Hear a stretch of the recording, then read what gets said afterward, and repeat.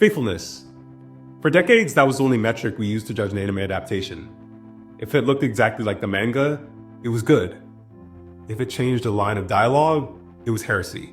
But something shifted. We've entered an era where faithfulness is no longer the goal. Transcendence is.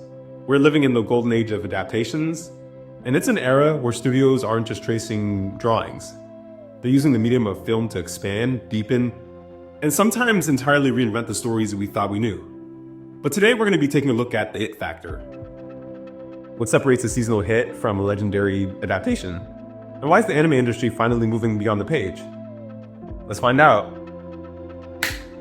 Why is a one-to-one adaptation often a strategic mistake? Manga is a medium of stasis. You control the pace by how fast you turn the page.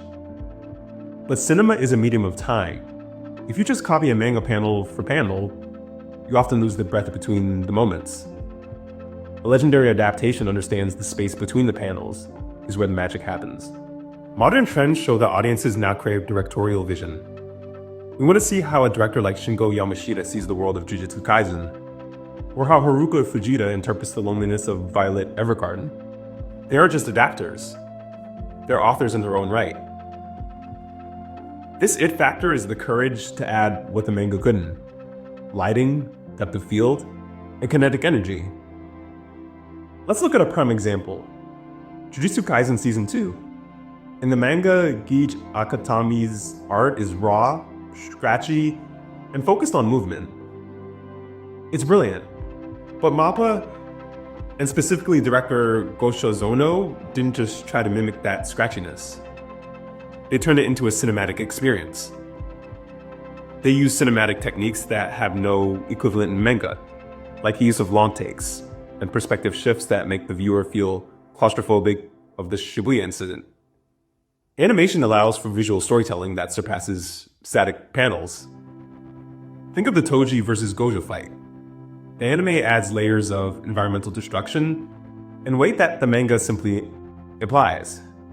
When we talk about directorial vision, we're talking about choosing to emphasize the tragedy of a scene through a lingering shot of a raining sky. Something a weekly manga often doesn't have the page count to do.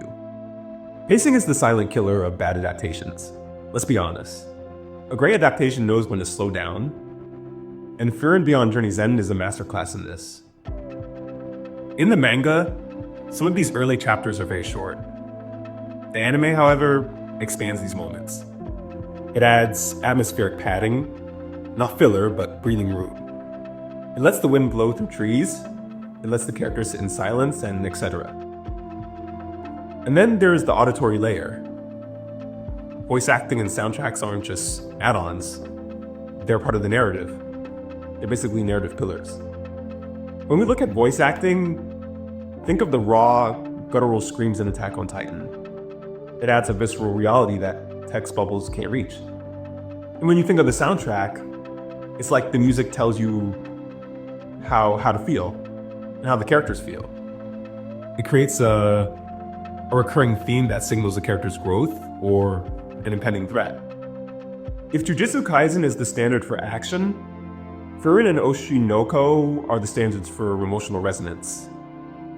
Oshi no Ko made the bold choice to release a 90-minute first episode. It did. That's a cinematic decision. It turned a prologue into a feature film, ensuring the audience was emotionally devastated before the series even began.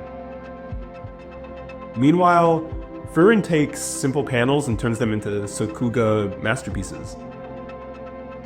The Fern versus Ara fight in the manga is just a few pages.